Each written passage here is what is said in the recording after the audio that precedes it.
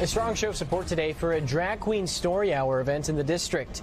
Police keeping a close watch after tense moments at a similar event last week when members of the far-right group the Proud Boys showed up in protest.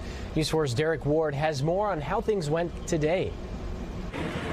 The scene along Barracks Row, the street closure, the crowd, the heavy police presence. It doesn't immediately say children's story time, but neither does this confrontation outside a Silver Spring bookstore last weekend surrounding another children's story time. As families started to show up for story time, instead of facing a gauntlet of jeers, they were guided by rainbow umbrella-wielding escorts. Still, even the young ones couldn't have been oblivious to all of the police presence.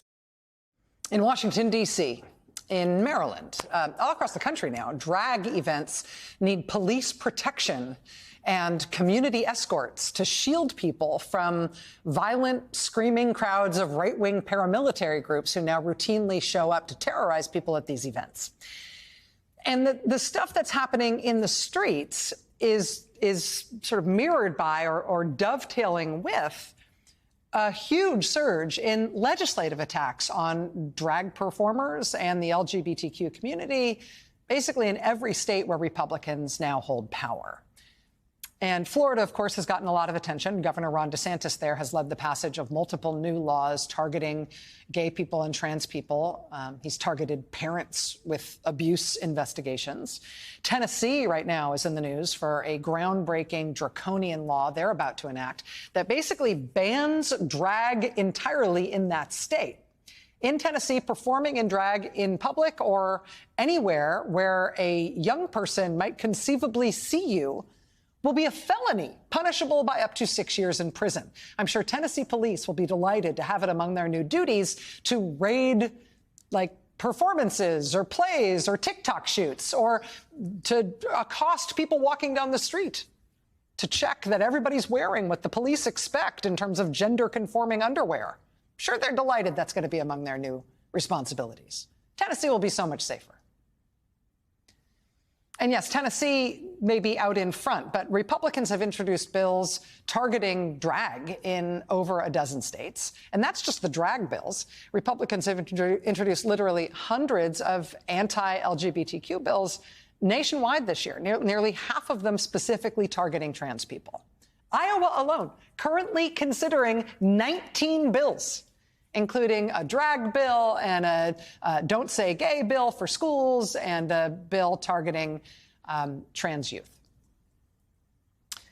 In Nebraska, a bill banning doctors and nurses from providing medical care for trans kids is also a top priority for Republican lawmakers. And in the Nebraska legislature, Republicans hold nearly twice as many seats as Democrats. So it has seemed like that bill would likely become law just as soon as they can get it to a vote. Turns out getting that bill to a vote is going to be harder than the Republicans expected. I have nothing but time, and I am going to use all of it. One Democratic state senator in Nebraska is taking radical measures to try to stop her Republican colleagues from passing this bill targeting trans young people. And so far, it's working. Watch. Work on the floor of the Nebraska legislature is at a standstill, largely held up by one senator. You cannot stop me. For the second day in a row, Senator Michaela Cavanaugh stonewalled. I will not stand for legislating hate into our statutes. It will be very painful for this body. And if people are like, is she threatening us? Let me be clear. Yes, I am. Kavanaugh promised to take every single bill to cloture, meaning hours of debate on every single bill that comes to the floor. Take your names off of that piece of poop. LB 574, talk to the speaker, demand good governance. Be better. Be who the children of Nebraska deserve. Nebraska State Senator Michaela Cavanaugh has brought the Nebraska legislature to a halt. They have a 90-day legislative session. They are in day 36. She has vowed to use all the time in the legislative session to stop what they're doing. She has vowed specifically to filibuster every single bill literally standing on the floor and talking, dragging out debate to the maximum number of hours on every single agenda item so that Republicans will relent and rescind that anti-trans bill. She's forcing the question, is this what Republicans are going to use their government for? Senator Kavanaugh says they can use it for that. They can use it to try to get that one thing done, or the state can govern. She says she's going to use everything she can to slow that government to a crawl. She told she told her colleagues, quote, "I will burn the session to the ground over this bill." Joining us now is Nebraska Senator Michaela Cavanaugh, a Democrat who represents the 6th District in Nebraska, which is in Omaha. Senator Cavanaugh, really appreciate you joining us tonight. Thank you. Thank you for having me. So let me first just ask you if I got any of that wrong. I talked about you a little bit at the beginning of the show and just gave you that intro here. And you know this much better than I do. I just want to give you a chance to get me straight here if I got any of that the wrong way around. No, I think you have it right. I think that was pretty accurate. And I'm standing by that. I intend to talk a lot. Well, tell me how this works in practical terms. I know that it's a 90-day session. I think we're in like day 36. And with the way the filibuster rules work, you can effectively spend hours. You can use up hours of the legislative clock and calendar for anything without anything coming up to a vote. Through this tactic, by using this tactic, what do you think you could logistically accomplish in terms of stopping legislation, stopping the legislature from governing?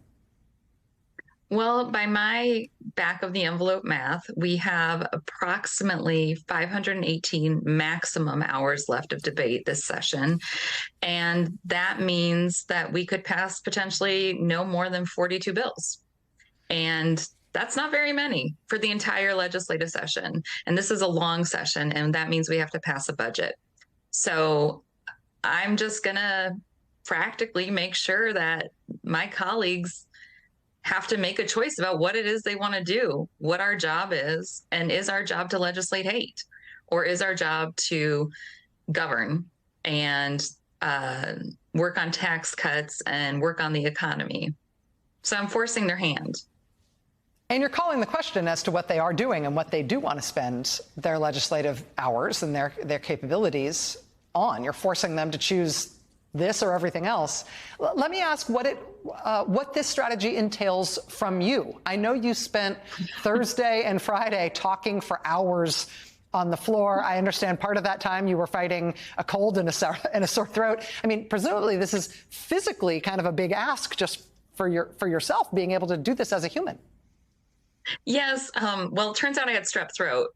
Oh, which I didn't know. Yeah, that was a fun.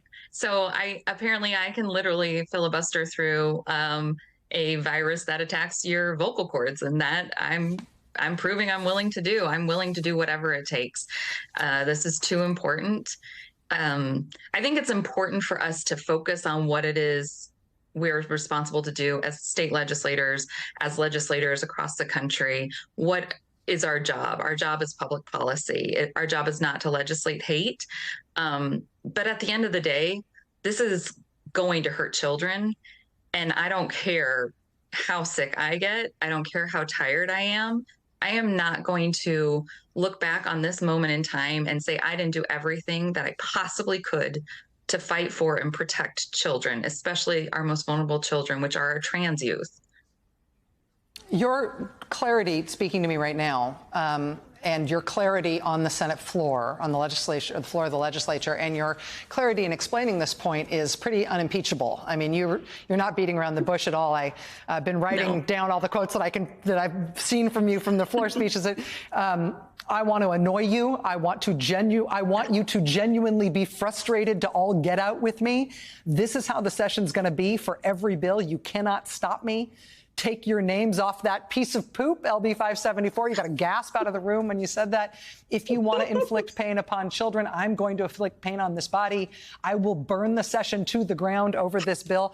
I mean, you are being very blunt about this. I have to ask if it has had either backlash that you didn't expect in terms of people not wanting this and not expecting this from you, or if it's had a galvanizing effect in terms of people who feel the same way that you do about this. I think that it has had more of a galvanizing effect than it has backlash. I think that we have become so complacent in what we anticipate and expect of our governors that we feel that those that are in positions of power are just not willing to stand up. And so the fact that and I'm not alone, I have some wonderful colleagues who are standing with me. And the fact that myself and my colleagues are standing up and pushing back so loudly and clearly against this, I do think it's a galvanizing effect. I hope it continues to have a galvanizing effect. I hope that it gives people hope. I really want to give people hope. I really want our trans youth and really our LGBTQ community across the state and across the country to know that there are people fighting for them and that they should not give up hope, because I'm not giving up until I have nothing left to give. When your voice is small in number, it really helps for it to be clarion. What you're demonstrating. Nebraska State Senator Machaela Cavanaugh, thank you. Stay in touch with us. We'd love to be in touch with your office as this goes forward. I know it's going to be a long road to hoe. Thank you. Thank you so much. I appreciate you highlighting this really important issue. Yeah.